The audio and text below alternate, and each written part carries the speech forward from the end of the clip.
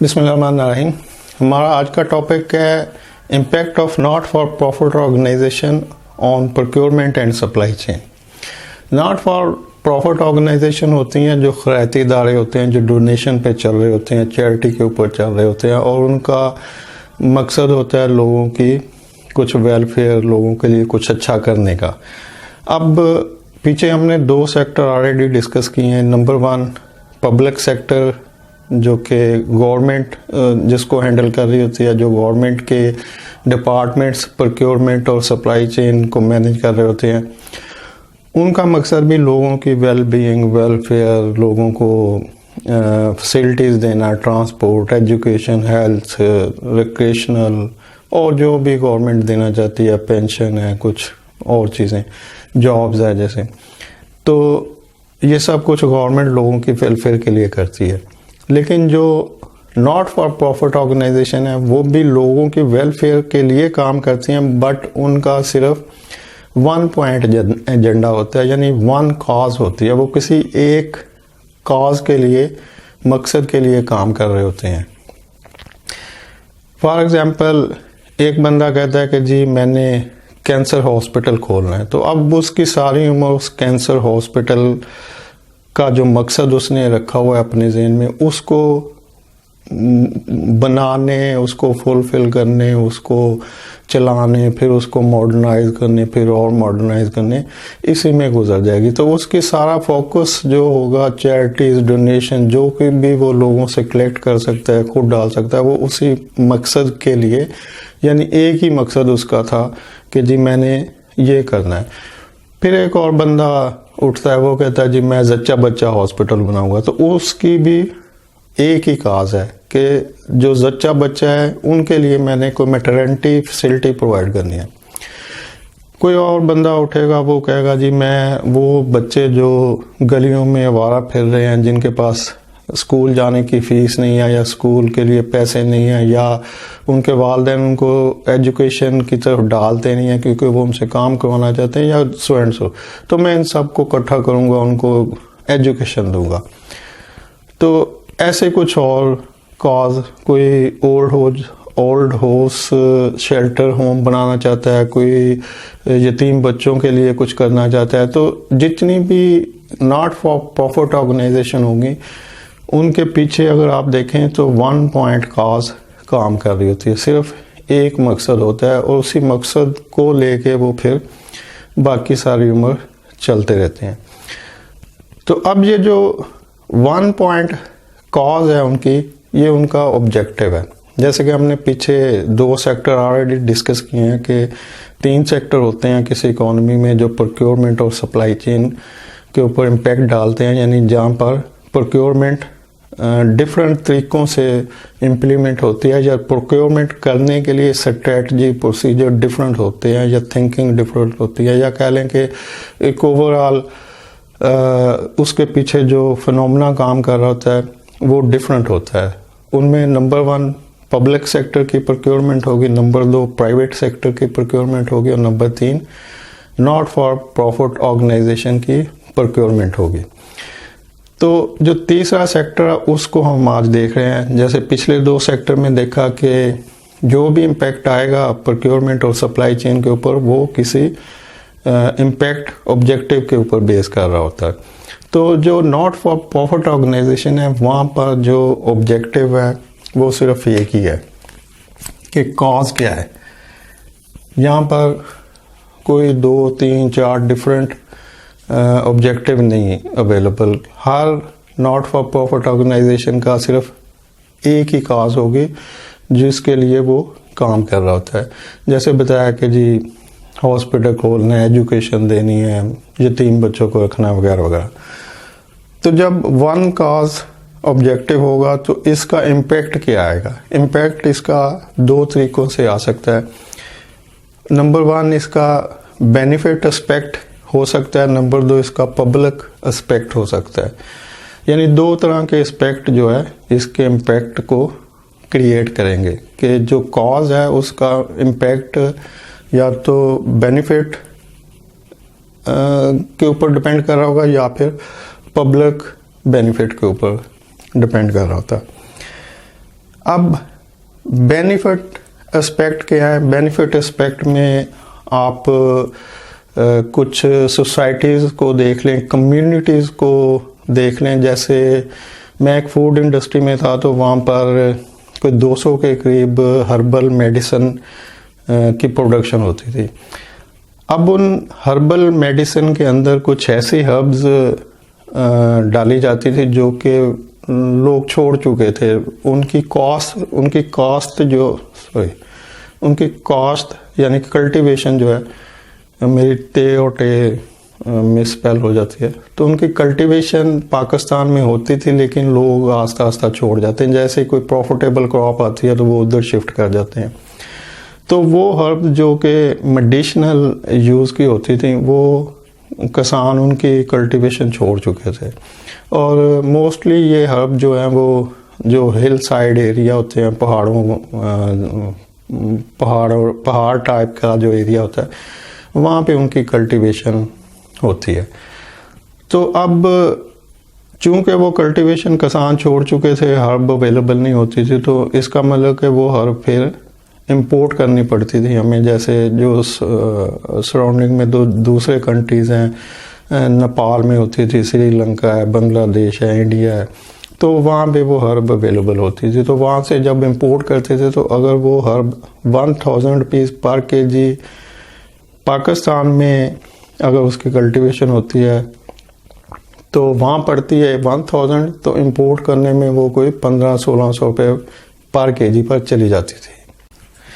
اب ایک طریقہ تو یہ تھا کہ وہ ہرب جو پاکستان میں اب نئی لوگ کلٹیویشن کر رہے تھے ان کو امپورٹ کر لیجیے، تو اس کی جو قیمت بنتی تھی وہ 1500-1600 روپے، یعنی کہ 1000 سے اگر امپورٹ کرتے ہیں تو آگے چلی جاتی تھی. دوسرا طریقہ یہ تھا کہ کسانوں کو کچھ انسینٹیو دیا جائے، ان کو کچھ موٹیویشن دی جائے، کچھ ایسی چیز جس سے وہ اس کی کلٹیویشن دوبارہ سے کر لیں. تو اب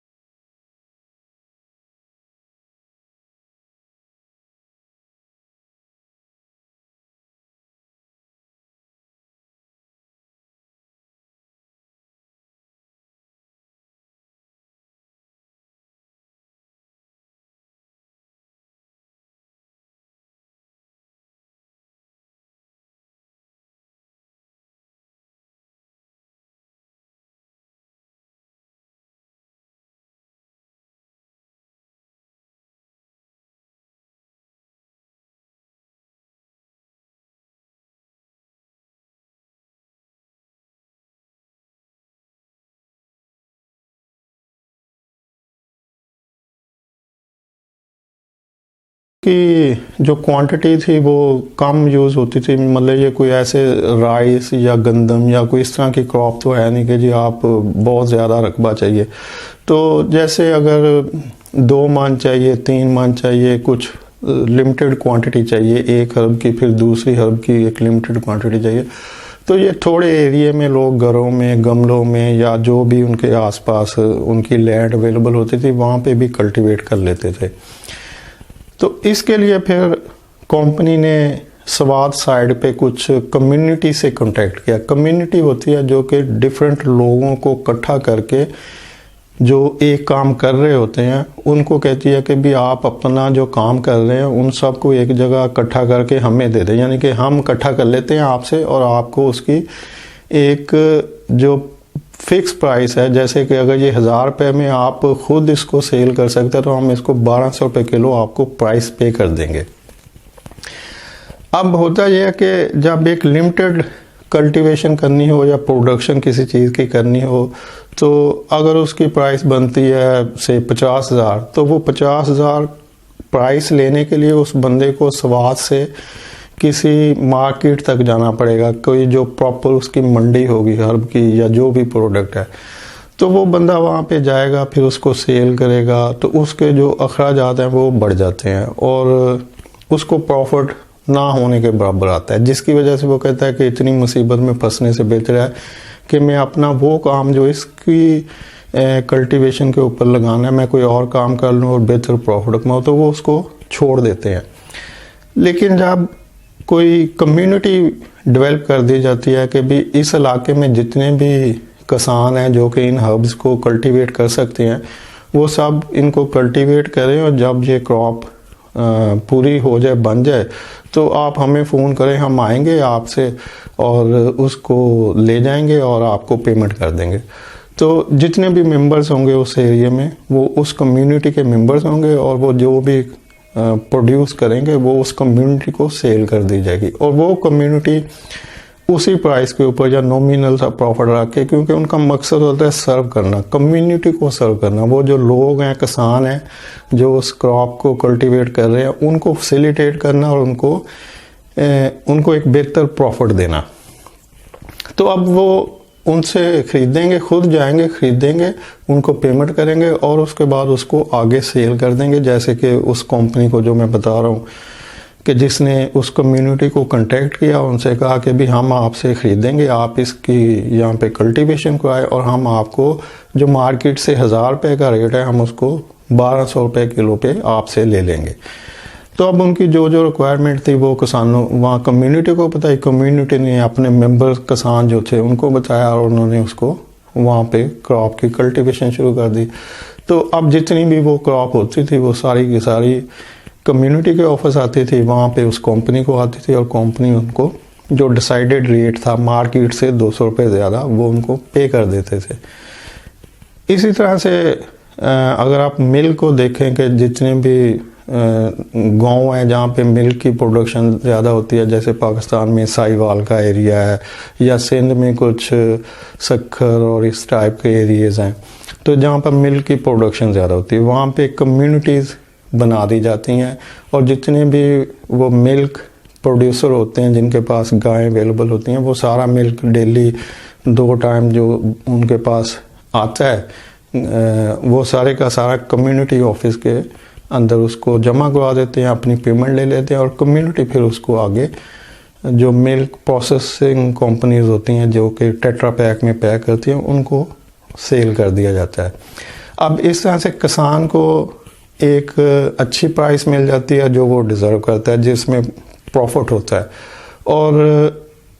جو کمپنیز ہوتی ہیں وہ کسان کو بلیک میل نہیں کرتی. جیسے کہ اگر وہ کمپنی ڈائریکٹ ڈیل کرتی ہے تو کسی سے وہ کم پرائس پہ اٹھا رہی ہوگی, کسی سے زیادہ پہ اٹھا رہی ہوگی, تو جس کسان سے وہ کم پرائس پہ دودھ کلیکٹ کر رہی ہے اس کسان کو یہ نہیں پتا ہوتا کہ اگلے گاؤں سے یہ زیادہ پرائس کے اوپر دودھ اکٹھا کر رہے ہیں. تو اس طرح سے کچھ ناٹ فار پروفٹ بزنس اس طرح سے چل رہے ہوتے ہیں کہ جو چھوٹے سپلائرز ہوتے ہیں ان سب کو اکٹھا کر کے ان کی ایک کمیونٹی بنا دی جاتی ہے, اور یہ سارا ناٹ فار پروفٹ ہوتا ہے. کسی پروفٹ کے لیے وہ کمیونٹی کام نہیں کر رہی ہوتی, وہ ان لوگوں کی ویلفیئر کے لیے کام کر رہی ہوتی ہے کہ بھی آپ اگر اس گاؤں میں 50 لوگ دودھ اپنی گاں سے لے رہے ہیں تو وہ سارے کا سارا دودھ ہم آپ سے کلیکٹ کریں گے, آپ کو کہیں جانے کی ضرورت نہیں ہے, اور آپ کو جو مارکیٹ کی فیئر پرائس ہے وہ پے کریں گے, اور اس کے بعد وہ دودھ ایک فکس پرائس جو کہ رکھی ہوتی ہے اس کمپنی کو سیل کر دیا جاتا ہے, اور جو پرائس وہاں سے آتی ہے وہ ان لوگوں میں تقسیم کر دی جاتی ہے, اور جو آفس کے نومینل ایکسپینس ہوتے ہیں وہ اس میں سے نکال لیے جاتے ہیں. اور مقصد یہ کہ یہ ناٹ فار پروفٹ کمیونٹیز ہوتی ہیں. اچھا, اب اس میں تھوڑا اور ایڈ کر دیتا ہوں کہ سملر لائک پریکٹس جو ہے وہ جو رچ کنٹریز ہیں وہ بھی کر رہے ہوتے ہیں, جیسے کہ یورپین یونین ہے, جیسے وہ سمجھ جائے کہ کوئی غریب کنٹری ہے, جیسے کہ بنگلہ دیش کی اگزامپل ہے کہ کچھ ٹائم پہلے یورپین یونین نے بنگلہ دیش کو فیورٹ نیشن قرار دیا, اور ان کے اوپر جو ریسٹرکشن تھی ان کو ختم کر دیا, ان کو فیسیلیٹیٹ کیا, ان کو investment plus technology, plant, machinery, textile related provide کی کہ آپ چونکہ کاٹن بیس کنٹری ہیں تو آپ جتنی بھی ٹیکسٹائل میں آپ اپنی پلانٹ مشینری لگائیں ہم آپ کو فیسیلیٹیٹ کریں گے, اور جتنی بھی پروڈکشن ہوگی اس کو ہم آپ سے خرید لیں گے. اور اس طرح سے مقصد تھا کہ کنٹری کو جو غربت ہے, جو ان کی لو انکم ہے, اس کو بہتر کیا جائے. تو ابھی اگر آپ دیکھیں تو بنگلہ دیش جو ہے وہ ایک ٹیکسٹائل میں بڑا ایکسپورٹر ہے, اور ان کے جو لوگوں کی حالت ہے وہ 10-20 سال پہلے سے بہت بہتر ہے. لیکن جب وہ کنٹری سمجھیں گے, جو رچ کنٹری ہوتے ہیں, کہ بھئی آپ ایک یہ اسٹیگننٹ سٹیج کے اوپر پہنچ جو گے, اب ان کی حالت بہتر ہے, اب ان کو فردر کسی ہیلپ کی ضرورت نہیں ہے, تو اس کے بعد وہ پھر کچھ کوٹا ریسٹرکشن ایڈ کر دیتے ہیں کہ بھئی بس اب آپ کو ہم نے بہت فیور کر دیا تو اب آپ خود کمائیں. اور اس کے بعد ویسے بھی ان کو ضرورت نہیں پڑتی ان کنٹریز کو, کیونکہ وہ ایک بہتر سطح کے اوپر جا چکے ہوتے ہیں. اس کی اگزامپل آپ جاپان ہے, جس کو ورلڈ وار 2 کے بعد امریکہ نے فائنینشلی اور ٹیکنالوجیکلی ٹرانسفر کر کے سٹرونگ کیا. کوریا ہے, سنگاپور ہے, ملیشیا ہے, تو بہت سارے کنٹریز ہیں جن کو رچ کنٹری پھر سپورٹ کرتے ہیں اوپر اٹھانے کے لیے. تو سملر لائک پریکٹسز کمیونٹی کو ڈیولپ کر کے کی جاتی ہیں لوگوں کی ویلفیئر کے لیے, اور یہ سب ناٹ فار پروفٹ ہوتا ہے تاکہ لوگوں کی انکم بڑھے اور ان کو خوشحالی آئے. تو یہ بینیفٹ اسپیکٹ ہے کہ آپ بینیفٹ آگے ٹرانسفر کرتے ہیں, مطلب آپ کچھ ایسا انفراسٹرکچر بنا کے ان کو دیتے ہیں جس سے لوگوں کی انکم بڑھے اور ان کو بینیفٹ ملے, اور اس سے یہ سب ناٹ فار پروفٹ ہو رہا تھا. اور نمبر 2 ہے پبلک اسپیکٹ. پبلک اسپیکٹ جیسے کہ بتایا کہ ہاسپٹل کوئی بنانا چاہتا ہے, اس کا مقصد ہوتا ہے کہ لوگوں کو کچھ بینیفٹ ملے. کوئی اسکول بنانا چاہتا ہے تو مقصد ہوگا کہ لوگوں کو ایجوکیشن ملے, بچوں کو ایجوکیشن ملے. کوئی اولڈ ہاؤس بنانا چاہ رہا تو اس کا مطلب ہے کہ جو وہ بوڑھے لوگ جن کا کوئی سہارا نہیں ہے ان کے لیے ایک شیلٹر اویلیبل ہو. تو اس طرح کی جو ایکٹیویٹیز ہوتی ہیں جو ناٹ فار پروفٹ ہوتی ہیں, جن میں کوئی انٹرسٹ نہیں ہوتا, مقصد لوگوں کو سرو کرنا, تو یہ پبلک اسپیکٹ ہے کہ آپ ڈائریکٹلی پبلک کے ساتھ کس طرح سے ان کی ویلفیئر کے لیے کوئی کاز لے کے چلتے ہیں, یا آپ اوورآل کمیونٹی کے لیے کس طرح سے کوئی کاز لے کے آگے چلتے ہیں. تو جو community based not for profit project ہوتے ہیں وہ بینیفٹ اسپیکٹ میں آتے ہیں, اور جو پبلک بیس اسپیکٹ پبلک کی بینیفٹ کے ریلیٹڈ پروجیکٹ ہوتے ہیں وہ پبلک اسپیکٹس میں آتے ہیں. اب دیکھتے ہیں کہ اس میں ویلیو فار منی کیا ہے, کہ پروکیورمنٹ کس طرح سے اس میں, جیسے پبلک سیکٹر پرائیویٹ سیکٹر میں بتایا, پبلک سیکٹر میں جو ویلیو فار منی ہوتی ہے وہ ایفیشنسی, اکانومی آف اسکیل اور افیکٹونیس کی بیس پہ حاصل ہو رہی ہوتی ہے. اور جو پرائیویٹ سیکٹر ہے وہاں پہ برانڈ کو سٹرونگ کر کے اس کی لائلٹی کو کیش کیا جاتا ہے کہ میکسیمم سیل ہو, میکسیمم پروفٹ آئے, اور ہماری